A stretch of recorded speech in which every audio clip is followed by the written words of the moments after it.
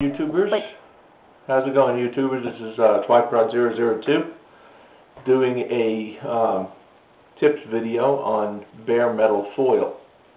There's a couple of different ways that you can do it. I'm going to show you the strip method because I don't have enough bare metal foil to show you the other method, but I will explain that, and I'll explain that first.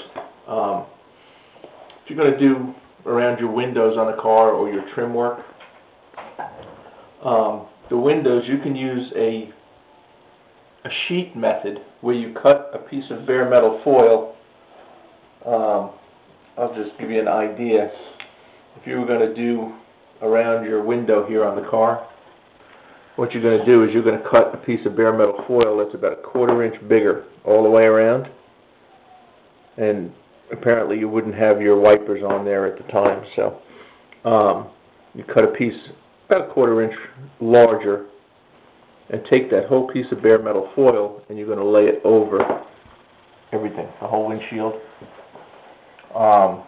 You're going to use a toothpick to get in the edges, right along the edges, all the way around, and then you would do the same thing on the inside, all the way around the glass.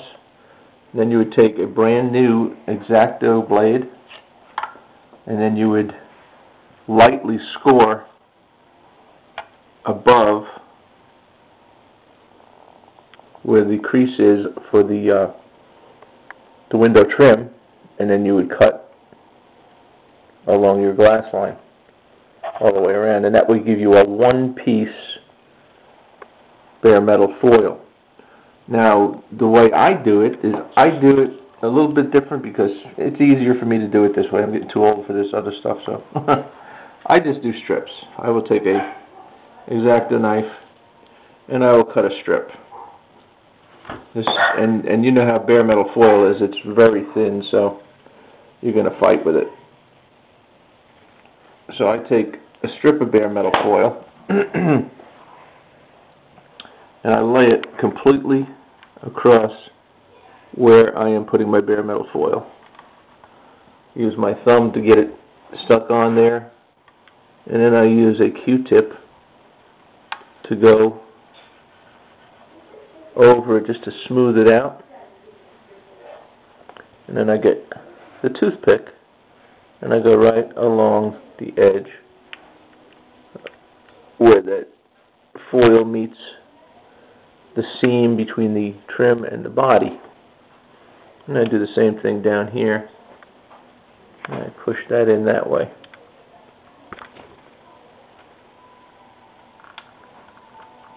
Okay, then we take our X-Acto knife, like I was saying before, brand new, sharp X-Acto knife, and you slice right along your seam, and then you can rip the edges of your normally you do this with the windshield out so you don't scratch your glass, but apparently this car is already built, so I needed something to show you guys on, so here we go. And then you just peel that excess off, which could be tedious. Like I said, if the glass is not in there, it makes it a lot easier because you could fold it around on the inside and then just shave it off. But that takes that off. And then you would take your edge over here, just come down your edge, pull that off, and save all these little pieces because you can use them in other places. See that? It comes right off there.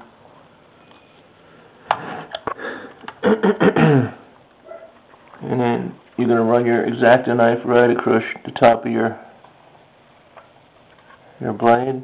And you can see how it's really delicate, and I screwed it up right there, there, and there because it caught the blade.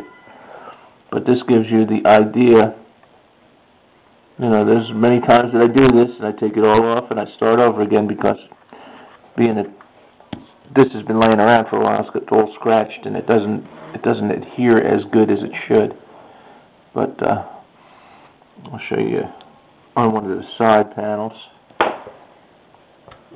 You know, if you wanted to do your posts, if you had an all chrome post, you could do it right along the chrome posts like so.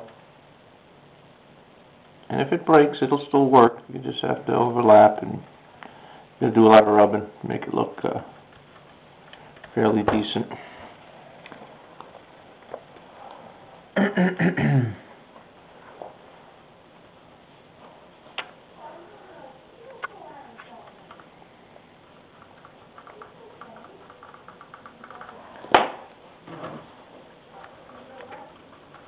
And the Q-tip, what that does is that pushes it into the into all your creases and crevices, so you can see where all of your trim markings are.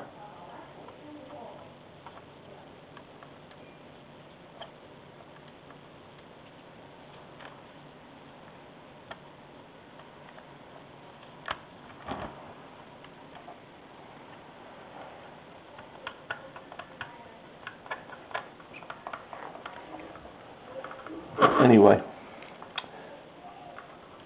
you get the idea what we're talking about here.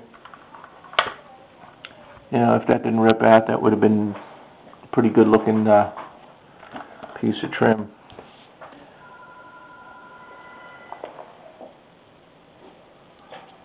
I'll try it one more time on this side here. See if we can get a better looking piece. See, I try to cut that edge as straight as I can so that I don't have to cut along that top.